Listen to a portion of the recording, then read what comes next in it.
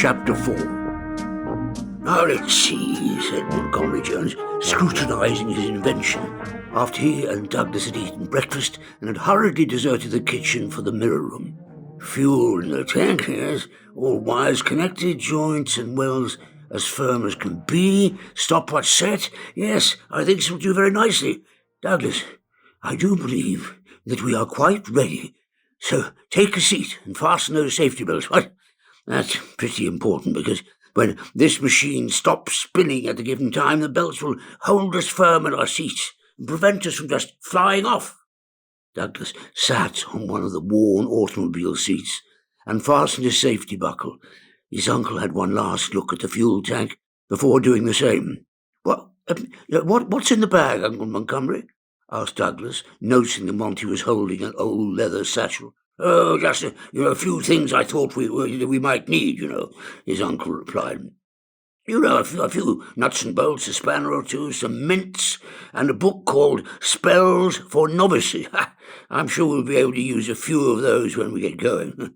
But more importantly, boy, are you ready?" "Absolutely," said Douglas, his heart beating like a kettle drum. "Yes, but are you absolutely 100% no doubts about it ready? Because once this machine begins to spin, there's no getting off. I frankly wouldn't miss it for the world. Well then, there's only one thing left to do. Hold tight." And with that, Montgomery Jones pulled the small red activation lever on the machine's control panel. With a jolt, the strange merry-go-round began to revolve, slowly at first and steadily gaining more speed as the power of its engine increased. Faster and faster and faster, the marvellous spinning mirror muddler spun, with the engine's drone becoming louder and louder with each revolution. Douglas shut his eyes and tried to cope with the extreme dizziness and nausea, but he was quickly becoming overwhelmed. "Make it stop! Make it stop!" he heard himself shouting. His voice sounded strange and lost within the noise of the engine. Then, just when he thought he couldn't take another second of the ordeal, Douglas began to experience a strange sort of lightheadedness, which made him realize that something peculiar was beginning to happen. Sneaking a glance at his chaotic environment, he discovered that the images about him had lost all shape and boundary, and the room had taken on the appearance of a watercolour painting left out in the rain, its colours sort of smudged and running into each other, and its shape blurry and indistinguishable. The tumultuous sea of colour didn't last for very long, for suddenly Douglas felt as if he were being hurled back and forth between the ends of the tunnel, filled with a hazy bluish light, and although he could sense he was moving faster than ever before, he was actually unable to hear the air rushing in his ears like before. Moreover, all feelings of dizziness and lightheadedness, in fact, all feelings whatsoever, including even his perception of time, had disappeared. There's no way of telling how long this strange experience lasted. It could have been for only a few seconds, perhaps, for several hours, maybe. He had absolutely no idea, and yet, in this odd state, Douglas suddenly heard a loud screech, similar to the noise of a car's brakes make when they're applied at high speed. At the same instant, he was ripped from his timeless voyage by what felt like a huge invisible hand, is grasping about the chest and pulling back to reality with a stunning jolt. The smell of burnt rubber filled the mirror room, and Douglas found himself seated once again on the marvellous spinning mirror muddler, which had abruptly stopped in its tracks. Slightly winded and somewhat dazed, Douglas found he was facing one of the mirrors, but something was very, very wrong.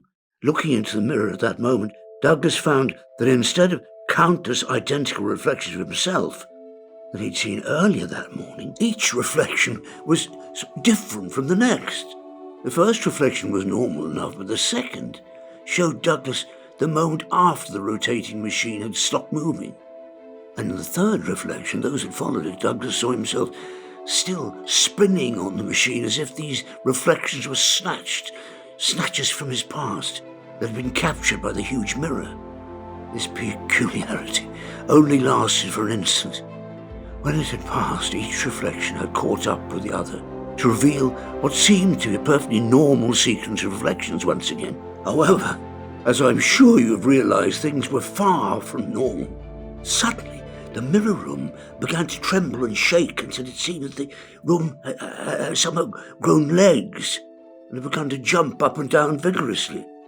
Douglas turned to his uncle, expecting to find him anxious, but instead, Montgomery Jones appeared ecstatic and yelled, "Everything is working just brilliantly. No need for concern." Montgomery Jones had to yell these words of reassurance because, apart from the fierce reverberations, an incredibly loud sucking sound that began to drown out all other noise. Soon, cracks began to appear in the walls, the ceiling of the mirror room. With a crash, the glass panes of the window shattered and were sucked from their frames. Then the entire room began to crumble, like a stale biscuit. Large chunks of it began to break off and disappear, leaving in its place a strange black void. Very soon, all that remained were the two large mirrors that stood as upright as ever, as if they'd failed to realize that their support walls had completely disintegrated, and of course the marvellous spinning mirror mud with Douglas and his uncle on it, still in its previous position and supported, like the mirrors, by what appeared to be, absolutely nothing at all. With every inch of the mirror room having just completely vanished, and the mirrors as well as a marvellous spinning mirror mud left in a strange state of limbo, Douglas watched as the blackness surrounding him gradually diluted to a sort of dull grey. Then it gave way to a profusion of blues, greens and browns that assumed a shape to become a sunny clearing in what appeared to be the same small forest near Montgomery Jones' house. In fact, the clearing resembled the very one that Douglas and his uncle had been in the day before, for it also contained, little crystal clear pools, and identical to the other one in the shape and size. Uncle Montgomery, are you sure they were actually in the world of fantasy? I mean, everything looks and seems so real, Douglas observed, after he and his uncle had got off the marvellous spinning mirror muddler and was sucking peppermints from the little man's supply in his satchel. Yes, it certainly does seem to be very real indeed, agreed Douglas' uncle. But hopefully, by performing a simple experiment, I will be able to prove to you and to myself that we are in the world of fantasy. Yes, if it doesn't work, well, I don't know, we'll have to think of things over for a little while, won't we? What? Experiment? But what kind of experiment? Well, something that I've wanted to do ever since I was your age, replied Uncle Monty, while opening the satchel. I'm going to attempt to cast a spell. Let's just see. He pondered, taking out the spell book and paging through it. Now, this looks simple, yet effective. To turn water into steam, yes. I think I'll try it on that little pond over there, announced Montgomery Jones, pointing to a small pond at the edge of the clearing. Now, the book says, point right arm and index finger at the chosen object and read the following words in a loud, clear voice. Right, here goes then. Aqua, Sambro, Qualendrum, Diplodacto, Solventum. To Douglas' astonishment, his uncle's outstretched fingers began to glow a bright orange.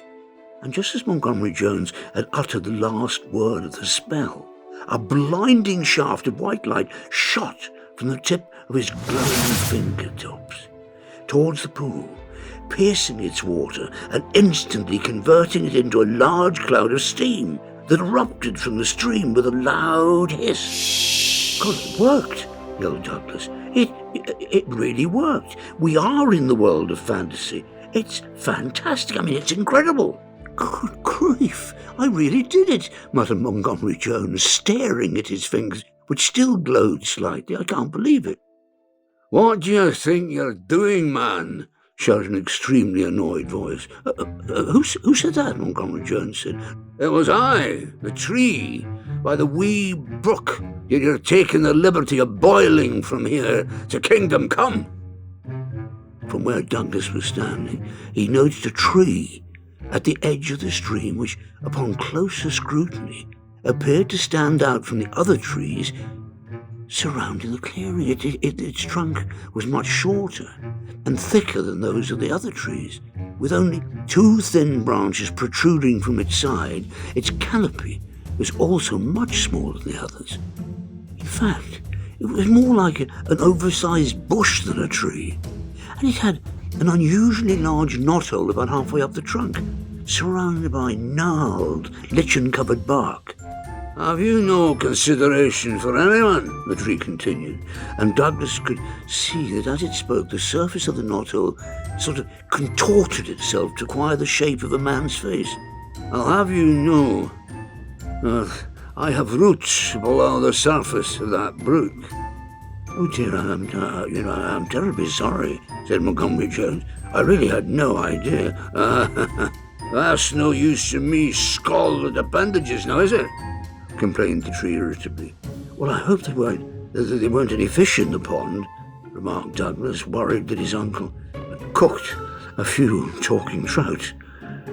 "Don't be daft, laddie," exclaimed the tree. "There are no creatures in this part of the country. Well, it's sorcerer's land, and any animal, big or small, will be dead around here, eh?" "Why is that?" asked Douglas. "Now, if you were a frog or a bird or a creature for that matter, would you like to end up boiling away with other nasty ingredients in the wizard's cauldron? Would you like that, huh?" "Well, I guess not," Douglas remarked with a shudder. But of course," exclaimed Montgomery Jones suddenly, "if this forest is in the same place as its counterpart in the real world, we must be very close to the hill my house stands in the real world. In this fantasy world, however, the hill has the complete castle of Haroun the Great resting on it." "Haroun the Great?" scoffed the tree. "More like Haroun the Sleaze, if you ask me." "Why, do you know him?" asked Douglas. "Know him?" the tree boomed. "I was his apprentice, no less." "A tree, an apprentice," explained Douglas. "I wasn't always a plant," replied the tree, whose woody face had been able to blush, would no doubt have turned a deep crimson. "He turned you into a tree, didn't he?" said Douglas's uncle, trying hard not to laugh. "Well, I was just a junior apprentice at the time," mumbled the indignant tree. "And besides, I was no match for the most powerful wizard in the land, was I, huh?" "May I ask why he turned you into a tree?" asked Montgomery Jones. "Well, apart from being an apprentice to a wizard, I was also his gardener, and one day I pruned his rose trees, and it was not to his liking, so in a fit of violent rage he turned me into this. And so the spell would only be broken once I had fully understood the meaning of bad pruning from the tree's perspective. For that to occur, I had to be pruned by a bad gardener with a very blunt pair of shears." "That's terrible," remarked Douglas sympathetically. "You're jolly well right, laddie," agreed the tree. "But more importantly, do either of you gentlemen have what is needed for the spell to be broken, huh?" "I can confidently say that I'm a truly awful gardener," said Montgomery Jones, "but I'm afraid that neither of us has a pair of garden shears, sharp or blunt for that matter."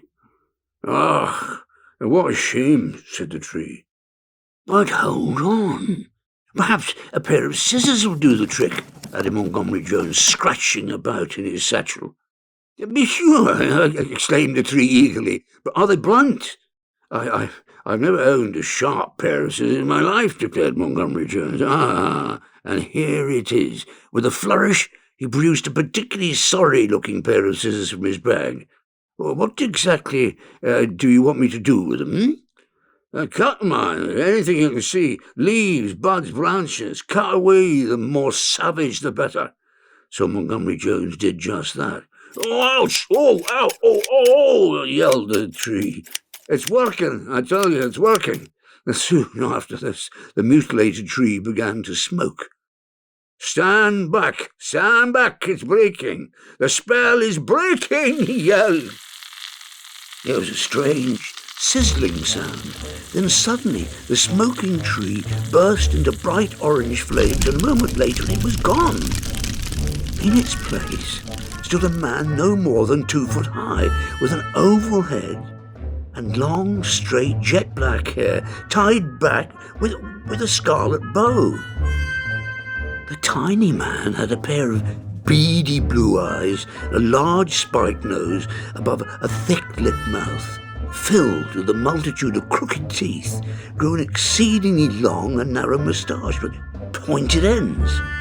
He wore a beautifully embroidered multicoloured blazer with large silver buttons and a tartan kilt, which exposed his knobbly knees.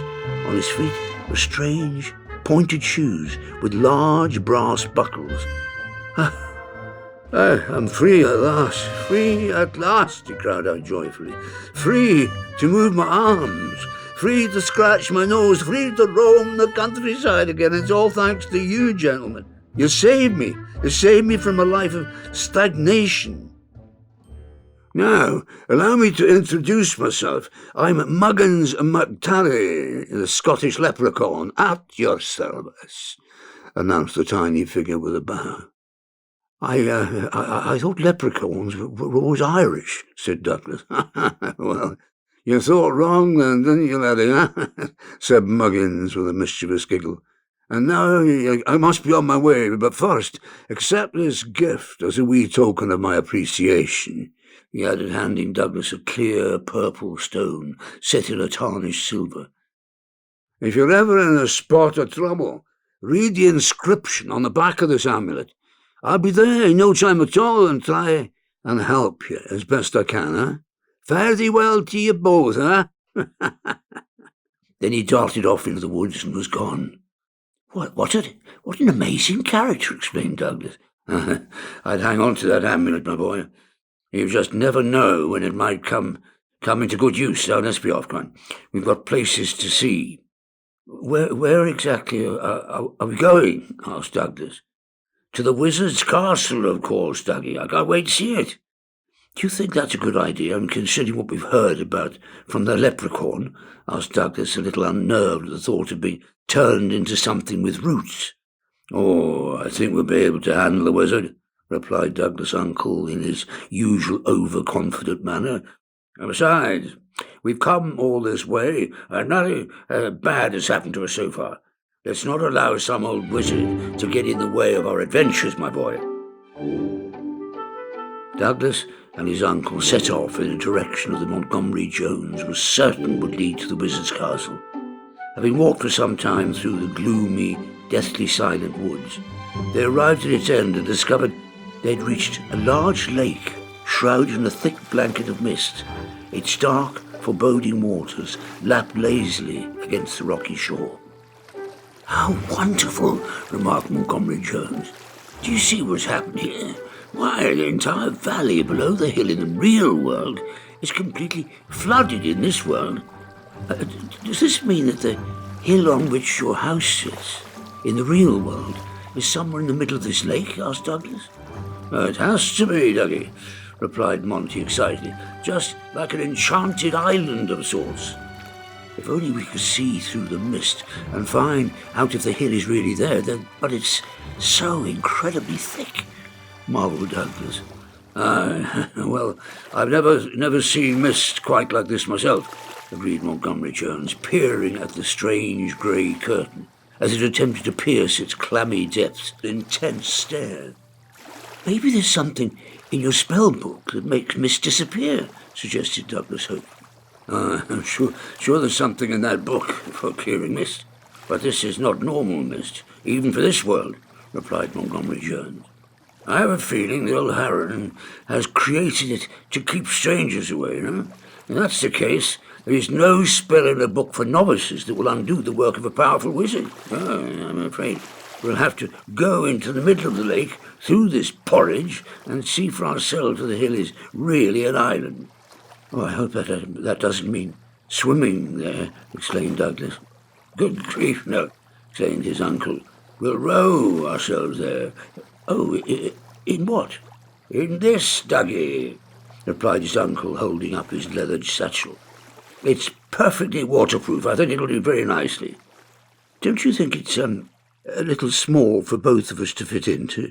No, I've made it the right size, an enlargement spell, announced Montgomery Jones with a grin. I saw it a while ago when paging through the book in the clearing, and it should work perfectly. Oh, please, can I try, Uncle Monty?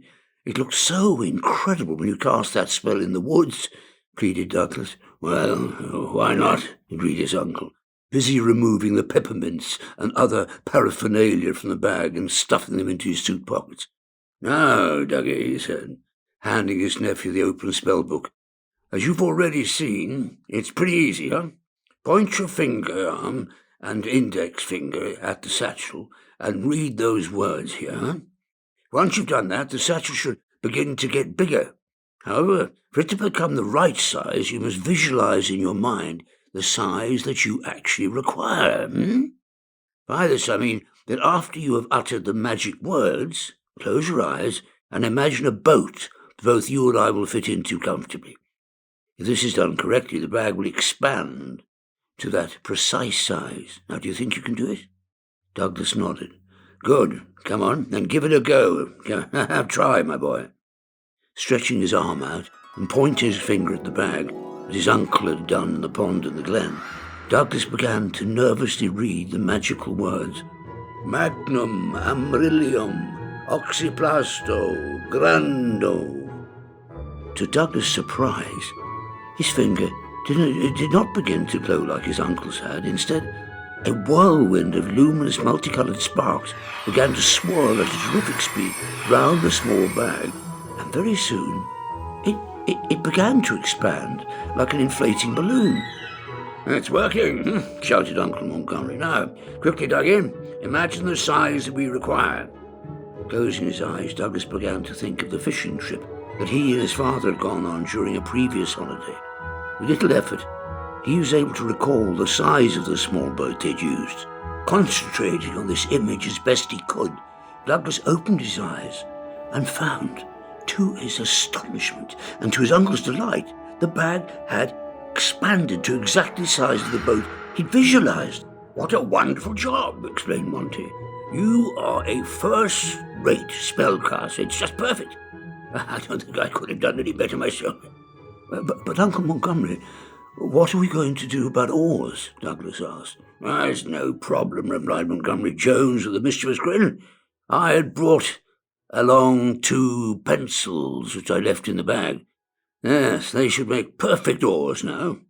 Reaching into the enormous leather satchel, Montgomery Jones pulled out the now huge pencils, which were indeed as long and as thick as regular oars. We'll slide them through the handles of this bag, and then they should work perfectly well, but let's not waste any more time, right? Dougie, help me move the bag into the lake and then climb in, right? I'll follow you shortly. So after the two of them had tugged the bag into the shallows and Douglas had clambered into it, his uncle waded a little into the lake, pushing the boy and the bag into slightly deeper water. He then energetically hoisted himself into it, and they were afloat. Now, I think that the island is approximately the centre of this lake, Montgomery Jones remarked, sliding the giant pencils through the handles of the bag and beginning to row rapidly. If we carry on straight in this direction, I'm sure we'll get to the hill in no time at all. Soon, the thick mist had completely enveloped them. Douglas could see nothing but its murkiness, while the only sound he could hear were the strange gurgling and sloshing ones that the bag produced as the pencil oars propelled it through the still, deep water.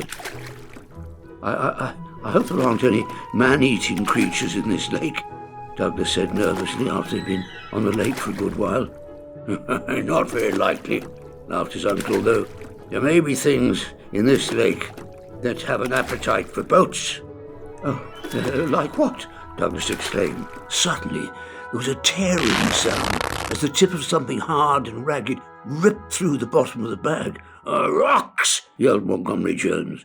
a small fountain of water sprouted from the gaping tear, and the large bag began to fill with water. Not to worry. Hopefully, this means we are once again in shallow water and are right on the verge of land, perhaps the hill itself.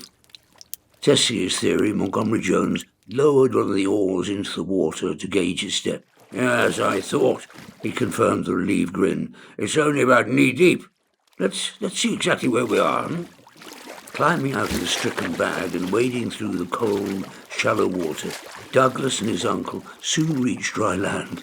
And in doing so, they passed through the misty curtain, just as they'd plunged into it on the banks of the lake, to find that they were indeed standing at the foot of a hill-like island. It's more wonderful than I could ever have imagined in a million years, marvelled Montgomery Jones, quite overwhelmed at the sight above him. And it was an extraordinary sight indeed, for at the top of the hill, in all its splendour, stood the castle hall, just as Douglas had seen it in the real world as part of his uncle's strange home. But now, instead of sticking out like a sore thumb next to a dilapidated mansion, it had its rightful place as part of a mighty castle, complete with gigantic cathedral-like spires and turrets and waterspouts in the shape of dragons' heads, immense stone arches and a huge wrought-iron gate with strange mystical symbols worked into it. There was also a stately marble path that traversed the hill, making its way between the flowing green lawns and exquisite gardens with sculptures, hedges and gushing fountains. It seems impossible to imagine that this is the very same hill on which your house stands in the real world, remarked Douglas, as amazed by the splendiferous sight as his uncle. I couldn't agree with you more, replied Montgomery Jones, but this has to be the hill, because the castle hall stands on it. That's conclusive proof. This castle is the complete structure that existed in the real world when it was still joined to the world of fantasy. Suddenly, there was a loud rumble as the wrought iron gate slowly began to rise, and Douglas noticed the long red carpet, which had materialized from nowhere, now suddenly adorned the stairway. Then from the castle's darkened entrance, a figure emerged, becoming increasingly discernible as it glided down the stairway, as if on a conveyor belt towards Douglas and his uncle. The man was tall and rakish, and apparently middle-aged, with a pale, drawn face, an extremely high forehead, deep-set eyes partially concealed behind droopy lids, and a pair of decidedly thin lips which parted in a strange grin, revealing perfectly straight teeth. He wore an ancient tuxedo, complete with coat-tails, spats, and a spotted bow tie. All that was missing was the cane and the top hat. Yet despite this striking outfit, Douglas could not help but notice that, with the exception of his head, the man's body seemed to have an air of transparency about it. Montgomery Jones, how extraordinary to finally meet you after all these years, enthused the man in an excited, silky smooth whisper, his bony hand extended towards Douglas' uncle. Likewise, I'm sure, replied Monty, clearly at a disadvantage.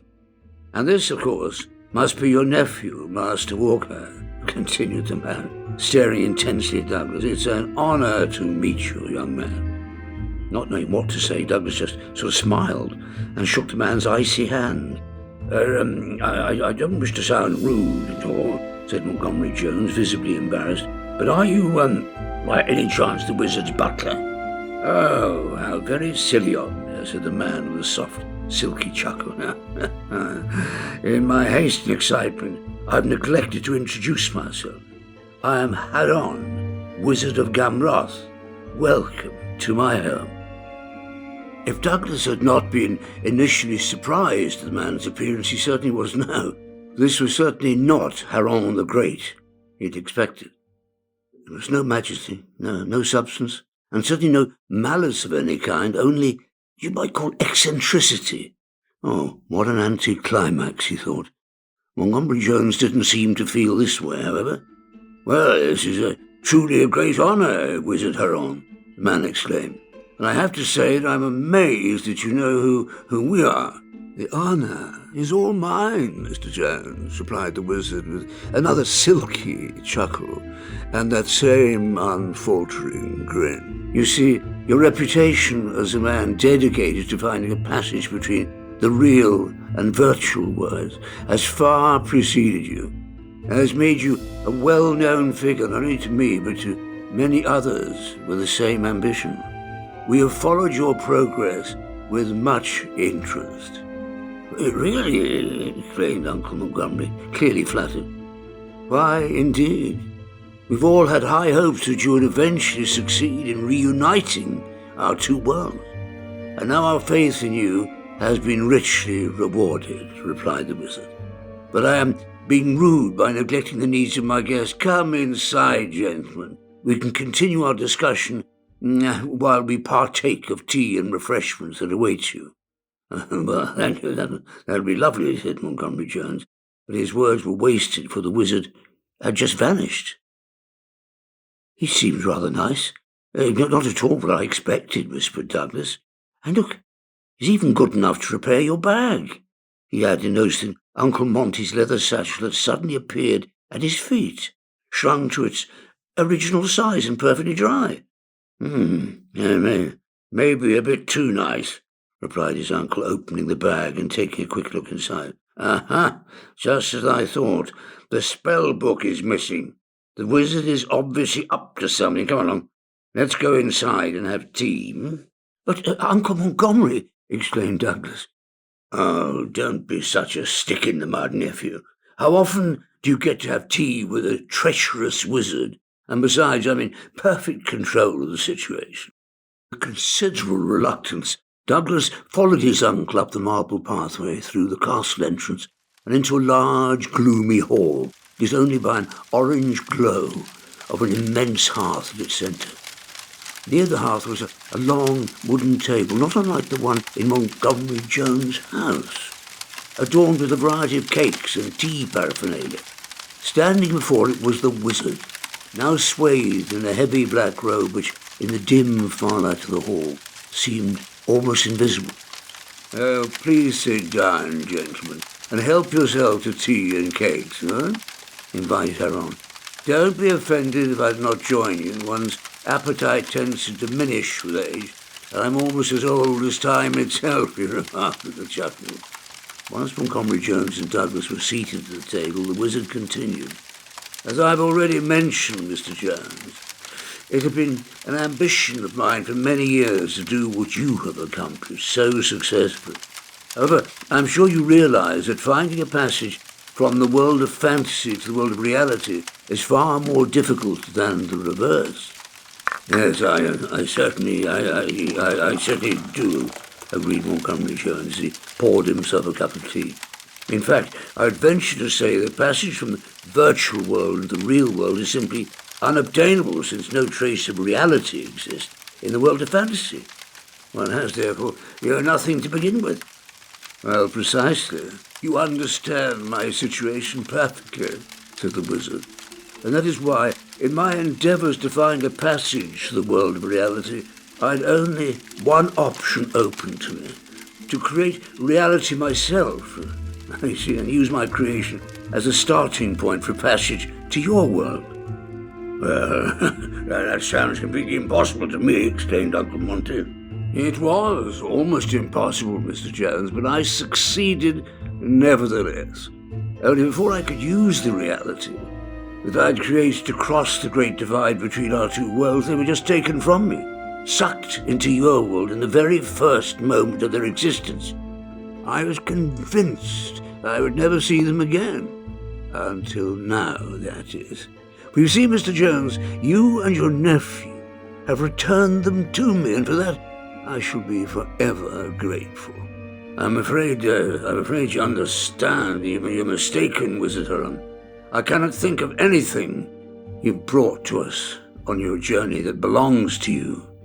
"On the contrary, Mr. Jones," replied the wizard with a smile, "the very objects that you have used to cross the Great Divide, the mirrors themselves, are in fact the reality that I manufactured all those years ago. Now, ironic, isn't it?" "Well, that's truly amazing," exclaimed Douglas. Yes, it is, young man, agreed the wizard. And seeing that they are my creations, I'd be most grateful to know where the mirrors are, so I may reclaim them, and of course return them to this castle where they rightfully belong. Well, surely you already know where the mirrors are, Douglas asked in disbelief. Now, Douglas, said Montgomery Jones reproachfully, as great a wizard as we know her on to be, certainly can't be expected to know absolutely everything. We would be more than willing to provide you with the location of your mirrors, Wizard Heron. Of course, I'd also greatly appreciate the return of my spell book. After all, it's been greatly useful to us, and I would hate to lose it, he added with a smile. Why, Mr. Jones, I had no intention of keeping your spell book, replied the wizard. I merely, borrowed it out of curiosity to see what writings of this world still remained in yours. Never let it be implied that the ruler of Gamroth is a petty thief. No sooner had the wizard spoken these words than the spell book appeared on the table directly before Montgomery Jones. There was something very sinister about the wizard's compliance. Douglas suddenly realized that his uncle was actually in grave danger, but it was too late. In his careless haste, Montgomery Jones had already stretched out his hand to take the book, and as his fingers touched the worn leather cover, there was a blinding flash of light, a freezing gust of wind, and to Douglas' horror, he discovered that his uncle had been instantly turned into a figure of solid ice. It is so satisfying to set a trap and have someone fall into it as blindly as your uncle has.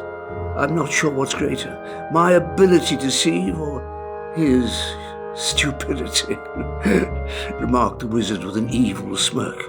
Of course, I'd be quite willing to help the man out of his nasty predicament if you were to tell me where those mirrors are. Douglas did not reply. All he could do was stare at his poor frozen uncle in stunned silence. Come now, Master Walker, sneered the wizard. I don't have all day, and neither does your uncle. He's beginning to melt. All right, said Douglas in a panic. I'll tell you where the mirrors are, but only if you promise to unfreeze my uncle and let us go. Yes, I promise. Wizard's honor, said the sorcerer. Now, where are they, he demanded. Describe their surroundings to me as clearly as you can, and do not lie, for I shall know whether you have, and then you'll certainly never leave here alive. Without much choice, Douglas described the sunny clearing to the wizard as well as he could remember it. Excellent, boy. I can see it clearly, observed the wizard. But we shall soon see if you are telling the truth. The wizard rushed to the blazing hearth at the centre of the hall and spoke to it in a harsh whisper. Fire, essence of flame, essence of light, pierce the fog, pierce the night. Find the clearing seen with mind's eye. Find the mirrors that within it lie. With these words, huge flames erupted from the fiery hearth with a savage roar. In the hellish blaze, an incandescent wall of fire took shape.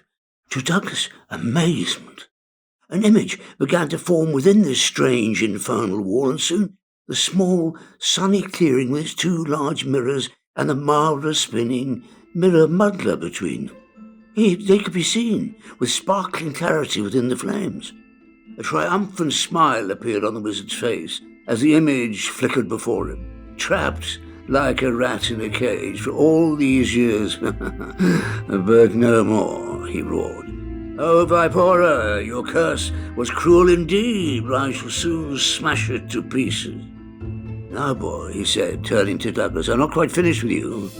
But I told you where the mirrors were, said Douglas anxiously. Please, unfreeze my uncle. All in good time, replied the wizard. First, you have to do one more thing for me. You see, I have been a prisoner in this castle for 1,000 years. The fog hanging over my island is the result of a powerful spell that prevents me from leaving this place. That somewhere in your uncle's hall, in the real world, is a parchment. And on it is the very spell I require to break this curse. Now I would be quite willing to use the mirrors to travel to the real world and find that spell myself, but that is just simply, not possible. So you'll have to return to your world, find the parchment, and bring it back to me.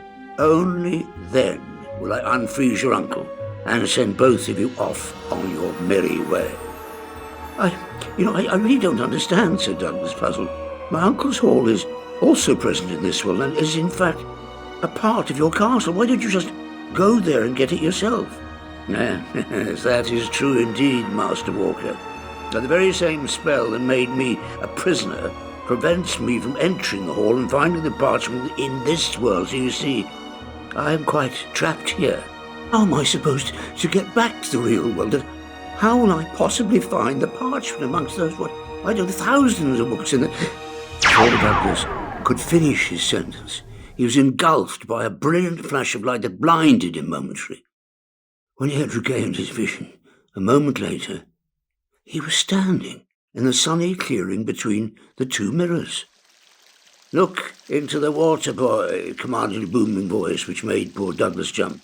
But he did as he was told and discovered the wizard's fiery reflection in the pebbly stream. Now listen carefully, said Spellbinder. Step into one of the mirrors to return to your world. Go directly to the hall, find the parchment, and bring it back to the mirror room. But, I'll never be able to find it amongst all those books in such a short time, Douglas protested. Look on the ground beside you, commanded the wizard. When Douglas did so, he discovered a bleached and grinning human skull lying in the soil. Take the skull, directed the wizard, but do not lose it, for it will lead you to the parchment. Step into one of the mirrors. Now, quickly now. But I can't step into solid glass, protested poor Douglas. Do as you're told, boy, snapped the wizard. Your uncle is running out of time. Picking up the quite hideous head and trying not to look at it, for it made his skin crawl, Douglas approached one of the mirrors, closing his eyes, and took a reluctant step forward. When he opened his eyes, he found himself standing in a dimensionless void with a strange, silvery mist wafting about him. I must be inside the mirror, he thought. But there was no time for exploring this eerie environment. Another step forward, and suddenly, to his great relief, he was actually back in the mirror room. Clutching the skull, Douglas ran as fast as he could out of the mirror room and down the long deserted passage, through the clock-cluttered entrance hall, down the damp-smelling, treacherous stone stairs which delved into the depths of the castle, until he arrived at the door of the castle hall. Fortunately, his uncle had left it unlocked, so Douglas just pushed it open and charged inside. But now, what on earth am I supposed to do, he thought, staring helplessly at the thousands of volumes about him. But he didn't have to wonder for long. Suddenly, the old skull began to vibrate and hiss like a kettle on the verge of boiling. Startled, Douglas dropped it, but instead of falling to the ground, the skull remained in mid-air and began to spin like a macabre top from the underworld. After a while, it stopped spinning, and two ghostly beams of green light shot out from its eye cavities, illuminating a small and faded leather folder, stashed between two mildewed books on a shelf just within Douglas' reach. Without wasting a single moment, Douglas ran over the shelf, grabbed the folder, plucked the skull from its weightless post, and hurried back to the mirror as fast as he could. Something very peculiar was happening in the mirror room, for as he approached it, Douglas noticed a strange orange glow spilling out of its entrance in the gloomy passage. Cautiously, he peered inside. The mirrors were on fire. Huge flames had replaced their silver surfaces, and within the fire, a pair of crimson eyes glared at him from each mirror. "Give it to me," commanded the wizard. "Pass it through the mirror." Douglas did as he was told, and incredibly was able to push the folder through the solid surface of the mirror and the fiery haze, into which it then disappeared. "Now the skull, boy, hand it over."